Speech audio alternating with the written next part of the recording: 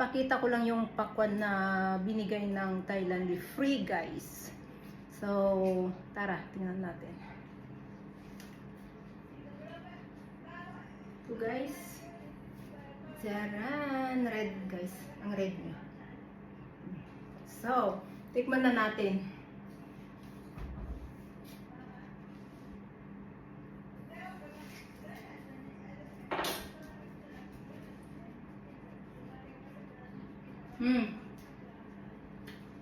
Ang sweet niya guys, saka crunchy.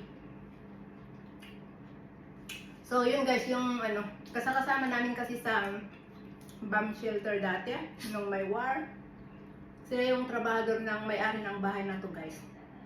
So yun, nakaraan binigyan ako ng mais. Ngayon pakwan. Ganon sila guys pagka yung mayroon silang mga prutas o kaya mga gulay pagka yung binibigyan sila ng pinagtatalabuhan nila sa bukid. Pag marami guys binibigyan ako. So yun lang guys.